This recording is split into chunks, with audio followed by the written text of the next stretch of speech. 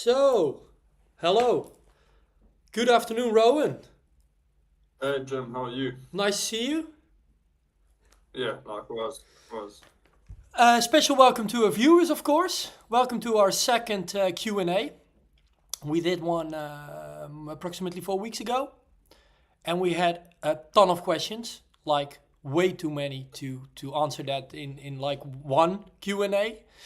So the next 45 minutes, we'll try to answer as much as possible, although we already know we probably can't answer all of them. But anyway, we will do a pretty solid attempt, right? Yeah, we will try. We'll try our best to go through all of them and try, especially answering the questions that's coming into the live as we speak. Yes, exactly. So we need to apologize for the last episode in that sense that we answered a lot of questions that came in before on Instagram, on email, on like everything.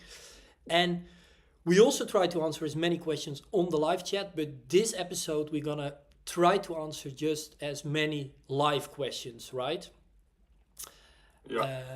So for any of you who are still like figuring out whether they want to post a question, please do so.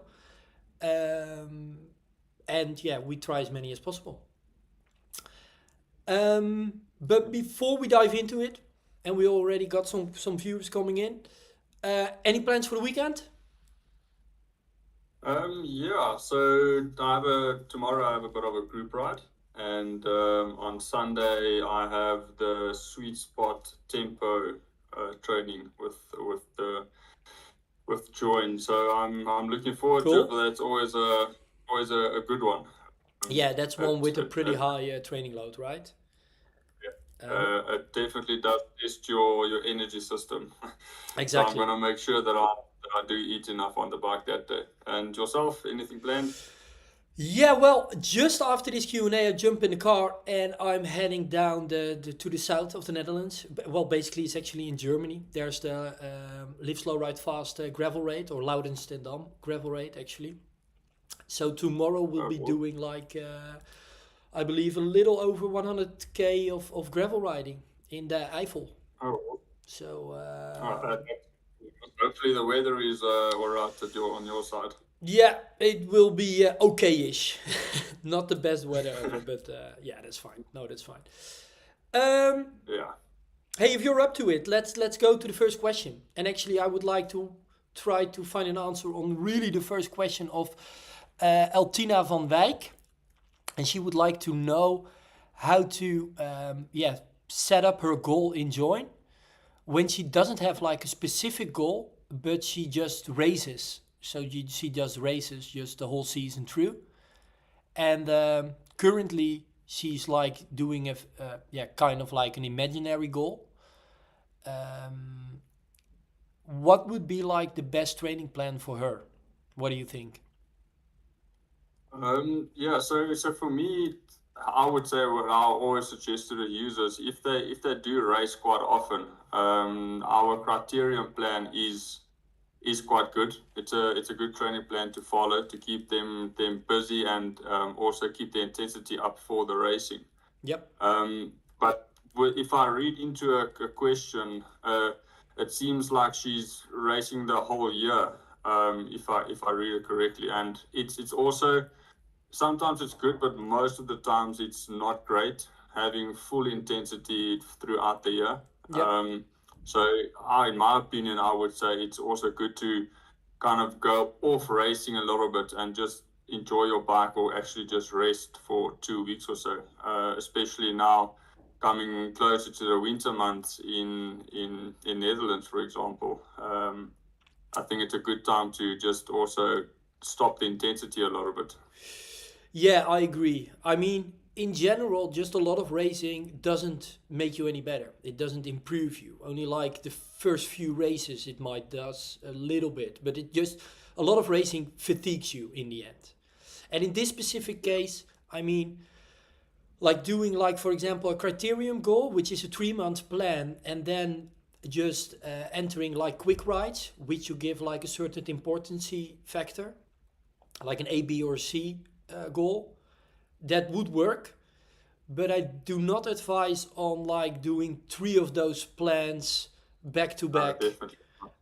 for 9 months or so. I think that's not a really good idea. Yeah, because then what you will see in the long run, that you will have a really overdeveloped, like high intensity ability, but you would not have any endurance capacity. So Yep. you're almost working against yourself at the end of the day. Yep, for sure. Not a question. Here's one from GP. Does taking the stairs to your office help you in your cycling? If not, I will stop doing walking those stairs to the 17th. Wow, that's pretty impressive. To the 17th floor immediately. Yeah, I would not advise walking 17 flights of stairs. Well, it kind Every of day. is. I mean, it is like a one leg kind of lunge squat Yeah. exercise. So, I mean, it is pretty similar or pretty related to cycling, but like doing that like maybe twice a day or even more every day. Yeah, that can be also a bit much, right? Yeah.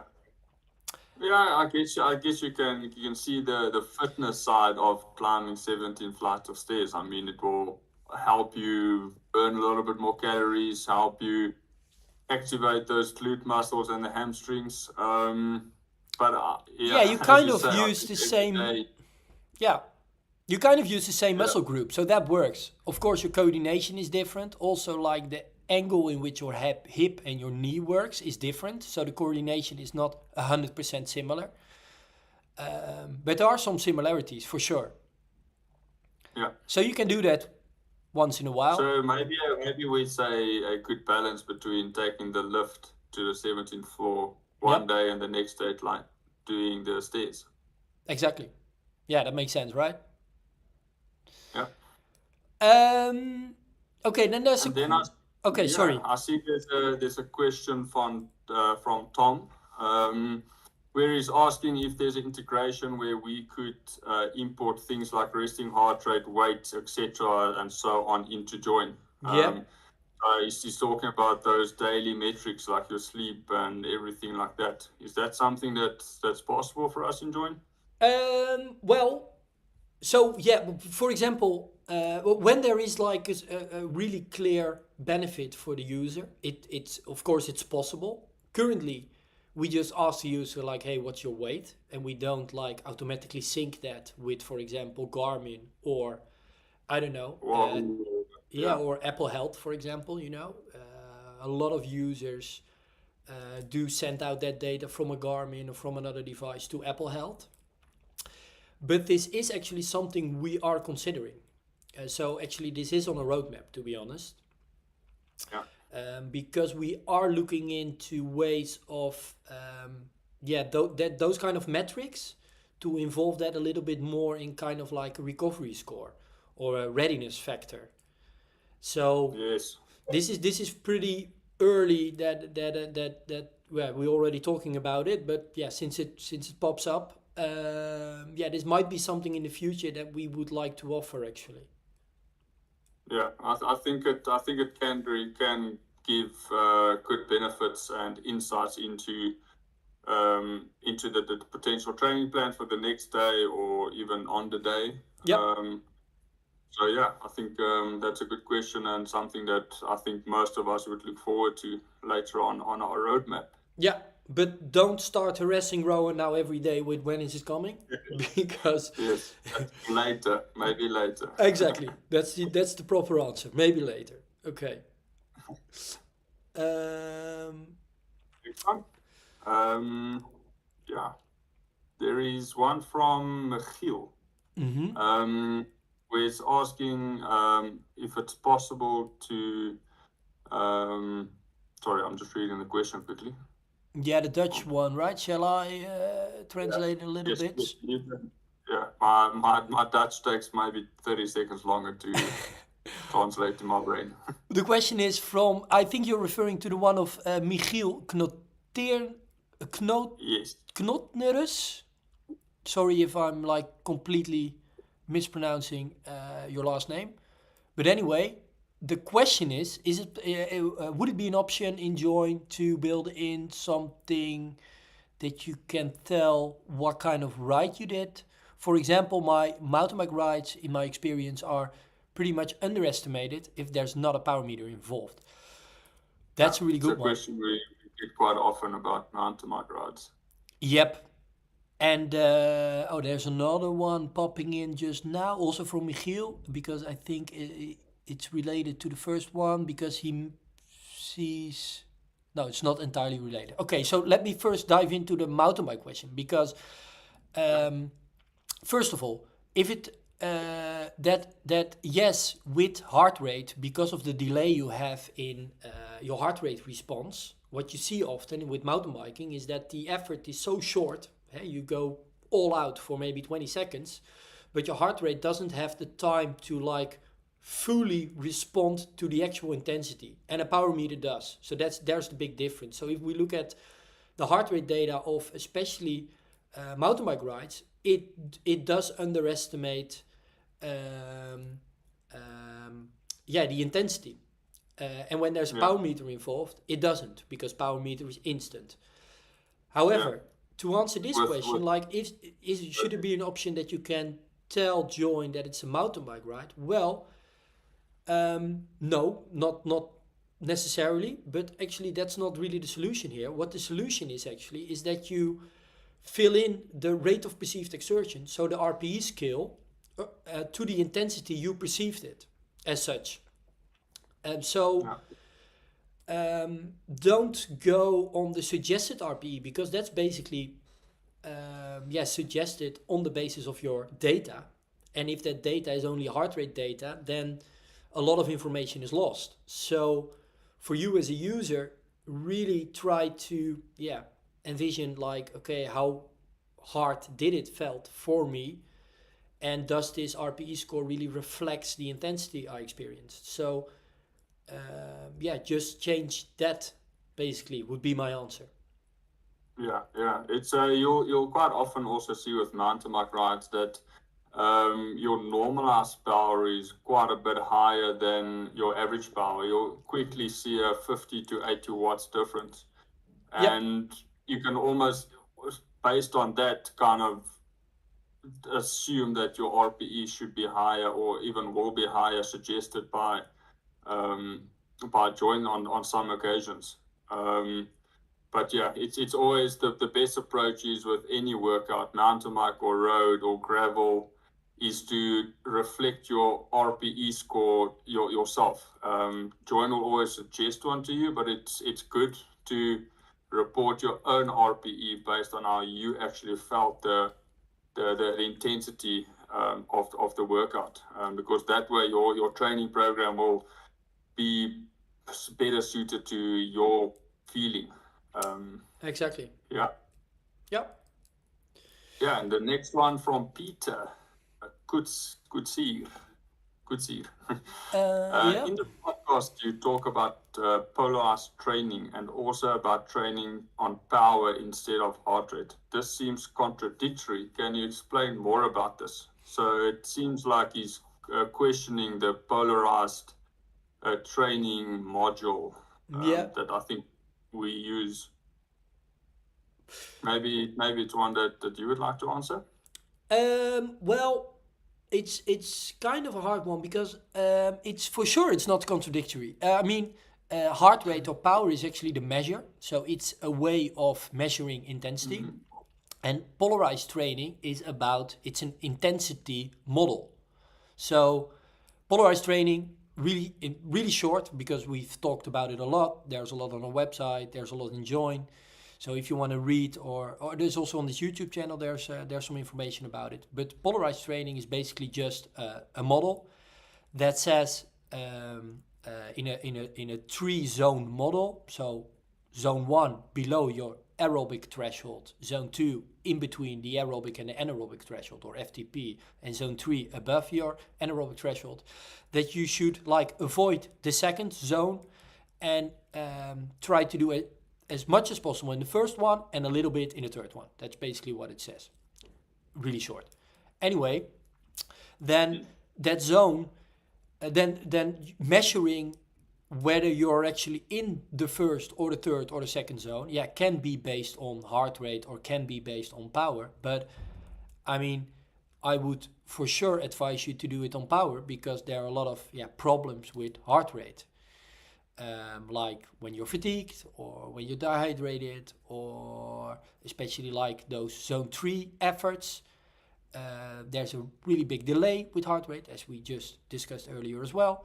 So, but then again, I mean, that 3-zone model can also be based on, for example, rate of perceived exertion.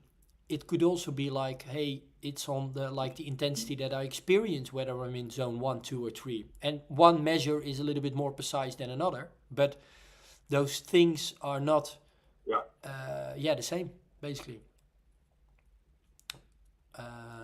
I see Peter just commented that he was 5 minutes late. So hopefully, Peter, you got your answer, or you were in time. If not, then you just let us know. Then we'll quickly recap your question for you. Well, this will be published as well, right?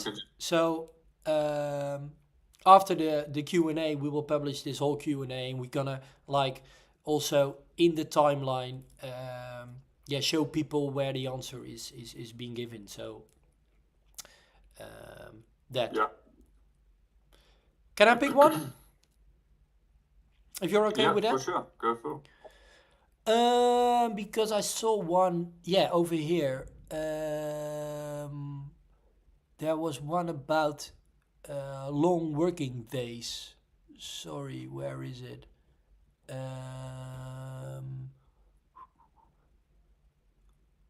Was it in one of our pre-questions?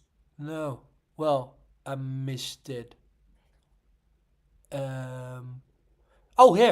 Pedro de Cruz Garcia. Exercising after work. Joint doesn't take something like a long day at work into account.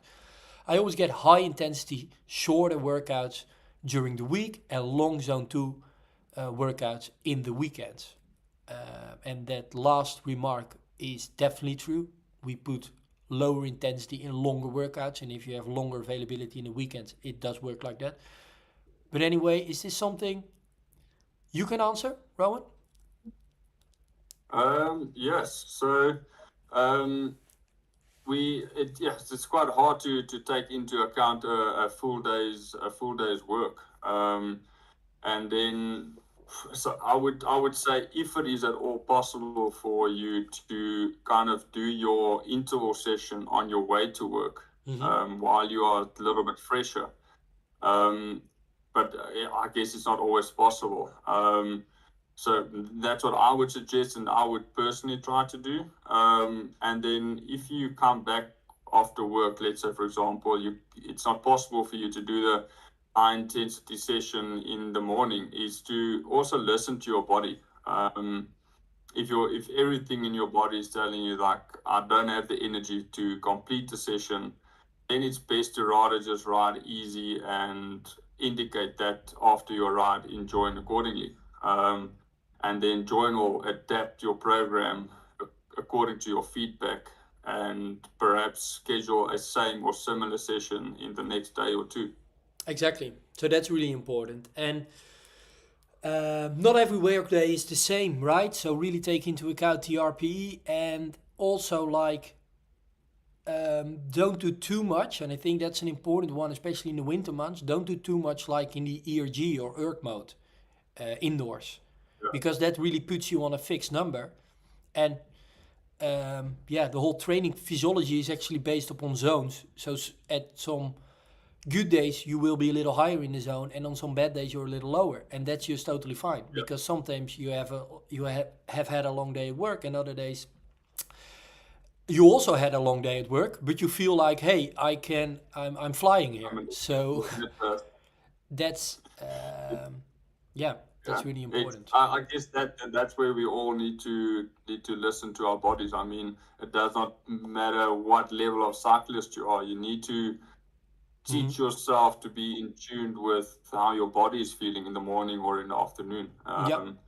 Some people perform better in the afternoons and some people in the mornings.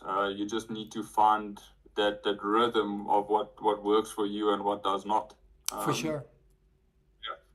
Here's kind of like, and I think this is Olympic champion speed skater Jochem Uithagen. I'm pretty sure in South Africa you guys don't watch a lot of speed skating, but trust me on this No.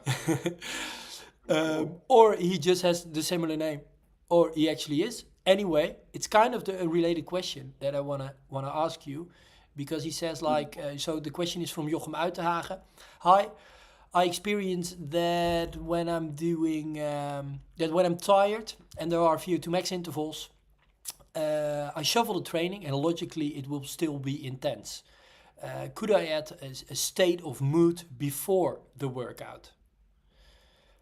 That could be. I see where he's going with that, and I think it could be something related to a previous question of where we import the later stage on our roadmap your metrics of how your sleep, almost like your body battery of some apps are talking about. But yes, definitely that if you are feeling slightly tired and if like a session is not going the way you planned it to go, is to rather just go easy. Or even beforehand, like the previous question from Pedro, is to rather change it to an easy ride just before your ride, as you say, shuffle it and see what else comes up. It comes down to just listening to your body and doing what it's asking you to do. I sometimes do one effort in a training session and I'm like, things are not feeling good, my body's not responding. Then you ride easy, maybe for an hour or two. Exactly. Sometimes you only notice that like after one interval, for example, and then you need to just make the decision on your own that you won't do any more intervals. Anyway, but actually he's pretty spot on, and like I said earlier as well, this is actually something we're considering, like adding something like a recovery score, readiness score, based on the previous training sessions, but also maybe taking into account data that comes from other platforms, like for example from Apple Health or HRV data or sleep data. I mean, you name it. This is actually something we are thinking about because it could add for a lot of our users some value there, especially the ones who are already working with that data. And he's also right that the shuffle functionality is really based on, you get a workout that's kind of similar, but with different intervals.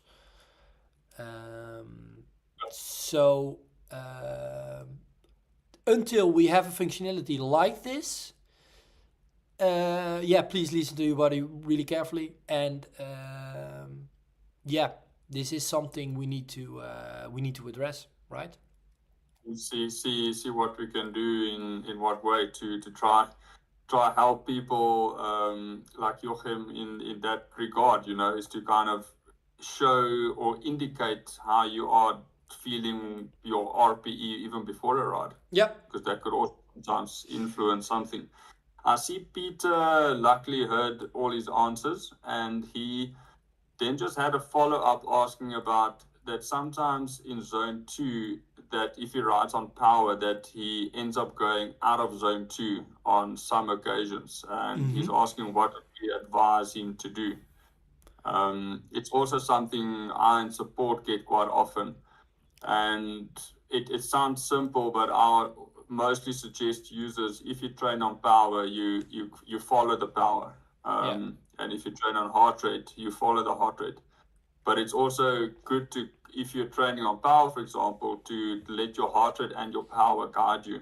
But it's normally, if you're on power, you stay with power. Yeah, but I would also like to add, sometimes the training model and the polarized training model especially is like being viewed pretty black and white, you know, like, okay, we should avoid zone 2 completely. And there's actually also quite some evidence, science-based, which says like, if you don't do a lot of hours, and it's also in the polarized training model, by the way, in there it's called energy flux, that if you have not a lot of availability, then some like threshold workouts could be beneficial. It's the pyramidal model, basically. So then with not like doing more than 7, 8 or 9 hours a week, not a day, a week, then if you only do like 4 or 5 hours a week, then you might do a little bit of zone 2 workout, zone 2 intensity, because it adds a lot of training load to your workouts. Yeah, if you look at our winter plan, where your availability is limited during the winter, then the intensity, as you say, is slightly more towards the threshold side of things, and not You get a little bit more of that. on endurance. Exactly. Yeah. So and don't like, if you just on that? Sorry, we had a short delay there. But if you so don't try to like stay out for zone 2. Just a little bit of zone 2 doesn't like completely breaks the whole system. That's don't be too hard on yourself there. That would be also my answer. And quite an interesting one, because it's a feature that we added a little while ago, and for me, I find it very accurate. Is Kies Smalling. Sorry if I'm mispronouncing it, but he's saying that with all our data available and capabilities of AI, it should be possible to estimate our FTP. He's like, what is your opinion on that? In short, our EFTP in join is pretty accurate. I've used it a few times myself coming back from injury, and it's been very accurate in my opinion. But it's still important to do like a tested FTP test to get the accurate FTP numbers, because the estimation is always an estimation. Exactly. And I mean, he's totally right. We are getting more and more variables in the system in which all the estimations will improve. And I mean, maybe in 5 years from now, it's not pretty accurate. It's like exactly the FTP, or 99.9999% approximately. At the same time, we do need to take into account that like the body is not a machine, you know. If for example you have twins with exactly the same genetic profile, and they do exactly the same, and they have exactly the same starting point, and they do exactly the same training program, then after period X they won't be improved in the same fashion, you know, because one might have had some stress at work, or less sleep, or other stuff, you know, at play. And there will be always factors that we can't completely like take into account, and how it affects the progression or the FTP or whatever. So it is a pretty complex system, and AI, or the language models that we see currently evolving pretty rapidly, can do a lot, but it's not like tomorrow we have everything there. So I saw a question come in from Kun about VO to max blocks, and I've seen also earlier in one of the pre-questions about 1 minute VO to max intervals. And it's a common question, and my opinion on that is that if you have, for example, 6 by 1 minute maximum VO to max intervals, it's important to start your effort at a maximum effort, but in a controlled way. Is for example to do 6 by 1 minute at 500 watts, for example. Or as similarly as possible, and not do one 700 watt interval, but then you are dead after 2 intervals. Then you're just going downhill. And I know with all our intervals, we have either for example, 360 watts to maximum, and the RPE is 10. So there's not a set number necessarily on that, but the guideline is to do all the 6 by 1 minute intervals at the best of your ability and to do it on the best average, as close to each other as possible. In that way, you can get the best results. Yeah, for sure. So there is some practice involved there, right? That because if you do Yeah, it the first time, yeah, you don't know all that, right?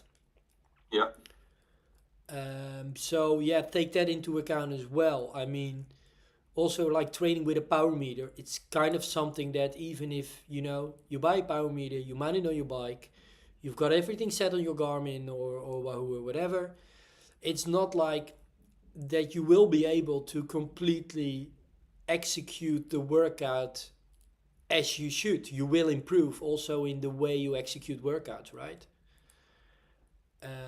That's something you need to take into account there as well.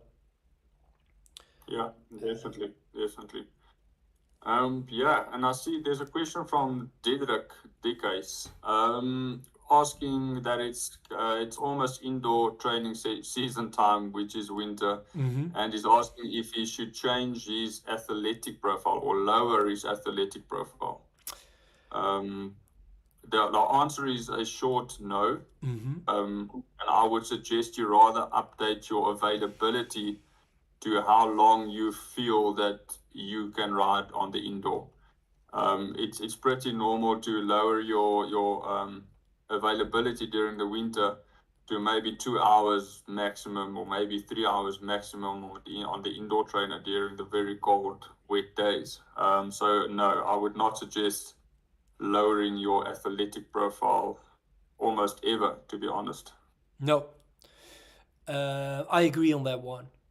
Um, on the other end, if he might mean that if he does indoor, because sometimes a lot of people experience like doing indoor workouts, that their FTP is indoors a little bit lower than it is Yeah, outdoors, which is that's a very sometimes the case. That's really common, and that's just basically because you can't really use your upper body, and it's a lot related to how good like your core stability, like your core strength is. If it's better, then the difference between your indoor FTP and your outdoor FTP is less. But anyway, it does kind of make sense that if you experience that there is a big difference in what you can than what you can normally like um, ride outdoors compared to indoors in terms of power, then you could lower your FTP a little bit, or you just lower the intensity factor of the workout itself. It could be set on 100%, or you could set it like on 95%. So if he means this as well, then lowering like your FTP a little bit because you experience that difference, and also power meters are of course never the same. Like the power meter on your bike can deviate a little bit from the ones you're using yeah, indoor. also Then common. you could lower your FTP a little bit for those rides. But then important to note is to have your FTP set the same across all your platforms. Let's say it's Join and Training Peaks, for example, or whatever it might be. Because then your power might deviate. Yep. And I would also, because something that I see quite often is users would, with every ride from indoor to outdoor, change their FTP within Join. Now, and I would also not recommend that. Mm-hmm. So it's rather better to find a middle ground between the two FTPs. Let's say it's 300 for indoor activities and maybe 320 for outdoor activities. Then rather set your FTP on 310, and then you can manage both indoor and outdoor activities on the same FTP. That Yep. is something I found has worked quite all right. True. By the way, he just responded, Diederik, that he's actually on a pro athletic profile currently, and that he's doing 15 to 80 hours a week. So yeah, just keep it there. You should be on that For profile sure. when you do 50 to 80 hours a week. Nice job. Yeah, good. You want to Um, pick one? yeah, if you're all right with that, let me check. Yeah, here's one that's a little bit related, maybe. Don't do too much ERG mode. You said, yep. Uh, Uh, Fabian. I said that. I just said it again. Oops. I do 90% of my hours indoors. To family work time. Yeah, I do that as well. But all of those I did in ERG mode by uploading the joint training to Ruby. Well, if I may answer this one, because I'm doing a lot of Yeah, indoors as well, so you can relate. I can relate. Like last Tuesday, I did one on the ERG mode. Um, I'm not sure what I did again. Oh, I did strength intervals. And what I do, by the way, if I'm even riding in ERG mode, I'm using, well, I, I, I need to admit that currently I have like Swift controls, which makes it Yeah, possible to also control the ERG intensity like on the handlebars. And that works really solid, because that means that yeah, if I'm doing a strength interval at, I believe it was at 450 watts, I'm able to, within the minute, and yeah, at that intensity, I'm able to put it at 105%, for example, and then it goes up to 480, because I feel like, hey, I'm really able to push it today. So I do it in ERG mode, but I also play a lot with intensity factor. And that yeah, works really well for me. But at the same time, like on Wednesday, I also did an indoor ride, and I didn't do it in the ERG mode because I was a little bit tired, and I wanted to be more flexible. And then I don't do it in ERG mode. So yeah, please, my advice would be to mix it up and don't do everything in the ERG mode. Although, especially after a long day, then just putting on the ARG mode and not having to think about anything is a really easy way to get those miles in, basically. yeah, But yeah, it comes with the risk of actually just doing it, slightly overdoing it, basically, because you kind of like put off your brain, and that's not always the best way to improve, to be honest. yeah, yeah. It's I think everyone needs to try find what works for best for them. Because for me, for example, I feel that it's best to move away from ERG mode completely. Because for me personally, I feel that I can then just continue pushing if I feel like I'm having a good day, or tap off a little bit and ride slightly easier Mm-hmm. if I'm not feeling good, without having to change any other things on a tablet or your phone. Then you can just change the gears. That's what I find works best for me. Um, Yep. yeah, There was, by the way, a good, follow up by Fabian Teunis that he said he's also recovering from a broken collarbone and bruised ribs, and the bone isn't healing as fast as he hoped. And he was also sick, and 8 weeks have gone by without riding a bike. yeah, That's not really a question involved there, but please be advised that whatever you have, whether you're sick, whether you have a broken collarbone, I mean, I think a lot of people are kind of like misled by professional athletes who have a broken collarbone, and then a week after that they I don't know, win the Vuelta. That the yeah, fastest way to fully recover is take the proper rest. Without the rest, your body is not able to actually recover. So take that yeah, recovery really serious. If you take the recovery as serious as you would take your workouts, then you would recover way faster. So yeah, definitely. make sure you recover first and then start training, and not the other way around. Yeah, I think most of us. I think it's because, as you said, we compare ourselves to the top level professionals who like their salaries and their career is on the line, and Mm-hmm. they would do anything to like get back on the bike as quickly as possible. Mm-hmm. Yeah, it's something I can relate for myself. In the last few months, I also had to take off. I think it was more than 2 months off the bike completely to recover and allow my body to actually heal itself. So I'll always suggest following the advice of a medical professional than trying to push your body, getting back on the bike 6 weeks and not on 8 weeks, for example, and you run the risk of not letting the bone heal completely, or there's actually health risks involved. So Exactly. definitely, take the rest needed to recover. Yeah, I couldn't agree more. Yeah, There's one from Dan. We got 4 minutes left, so we can if we hurry up, we can answer some more. There's a question yeah, from for Dan sure. about fatigue. If I can produce the required power, but my heart rate is like 15 beats, approximately 15 beats lower than what it could be, should I break off the session and rest? San Milan, I know, okay, and others advocate this. Well, Yeah, that's a good question, and there's a few factors that can actually influence that. So it's a question that needs a long answer to give you the full background and the full picture of what you should do. yeah, But within join, you would sometimes see it, but it's not likely. You might have 2 days, for example, where you're under like 15 beats, completely under where your average is, before it would actually ask you to rest. So yeah, I'm not sure if you want to dive into a bit more of a technical side of that, Jim, yeah. Well, of the fatigue.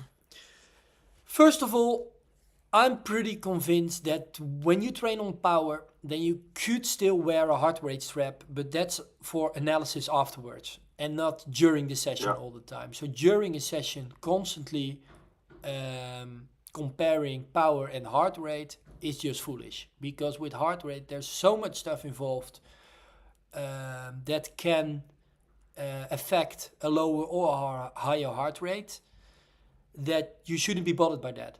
What I do say, like, okay, about fatigue, well, if the heart rate is so much lower than the required power, then it shouldn't only be that based on the heart rate you're fatigued, you should also feel that your body is fatigued.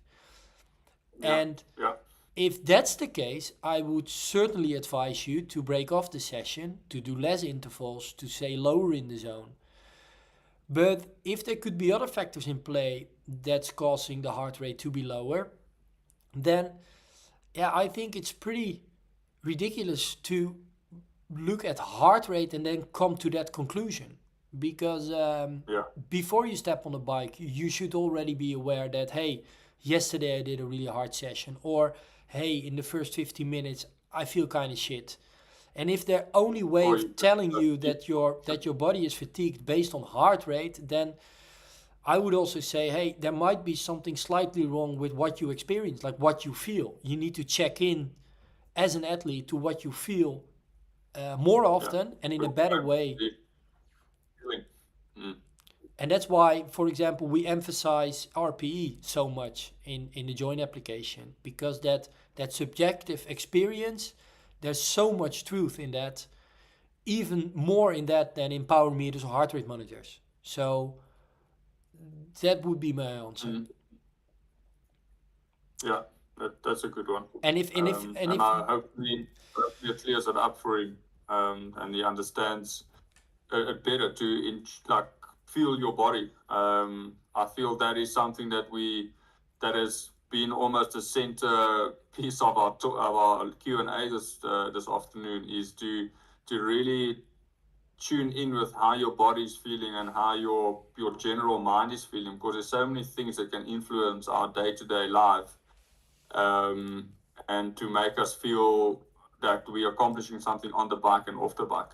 yep, So I feel it's something important for us all to just check in. It's like, how are we feeling, and not just be like a hammer and just keep on hitting ourselves I know exactly. every day.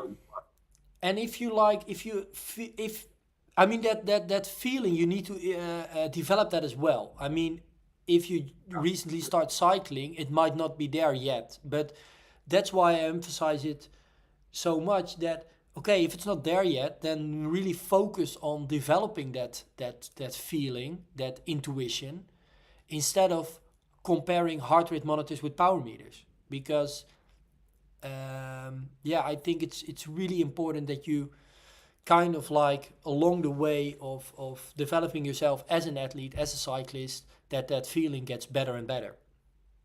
Yeah. I see JP asked a question, maybe it's one we can finish on for today, is that with Dan's heart rate being lower than normal, for example, that it could it not be a sign of his level and his fitness actually improving? And that is true. That is what I was trying to say earlier. There is so many factors that can be involved in your heart rate being lower that it's very hard to make an assumption. And that was what Jim was also saying, that it's like there's so many things involved to your heart rate being lower that it's hard to say that it's just fatigue. For sure. So yeah, for sure, that could very much be a reason for your heart rate being lower. Yep. Is you're getting better. Yeah, I already said like 100 times. I couldn't agree more, but I do. I think I think this was our last question, and I would like to thank you again, for answering these questions. And if Awesome. there are Yeah, any thank more you. And questions, thank you to all the viewers for asking the questions. Exactly. I think it's something that we've been wanting to do for a while, and we're a bit nervous, but I'm pretty happy with how the response is. And thank you to all the users tuning in on the Q&A. Yeah, that's really cool and really helpful for us as well, because we learn from it as well, of course. And I think we will be back. There's the last question in 4 weeks from now. I think like what we did 4 weeks ago and right now, that we just need to have like a monthly rhythm, monthly schedule, and we will be doing this more often, because I think this is really nice way of communicating with our customers, with the users, and answering questions. Definitely. We will be also releasing new podcast in Dutch, which will be called the Nog Beter Worden podcast. But those podcasts will be for join users only and people who are signed up to the Clock Off platform of Live Slow, Ride Fast. We will be recording the first one actually next Wednesday. So I think they will be live in approximately 1 or 2 weeks. I saw a question in the chat about it, so they will be coming pretty soon.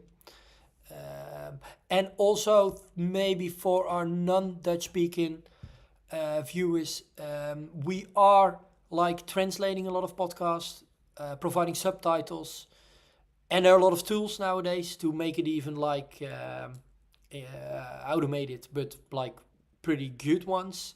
So we'll be working on that those as well, so everyone can listen to it or view it on YouTube. Please don't forget to subscribe on this channel, because through a subscription on this YouTube channel, you will also be notified for the next Q&A. And that's actually all from my side. I will jump in my car and head down to Germany for the gravel raid. Yeah.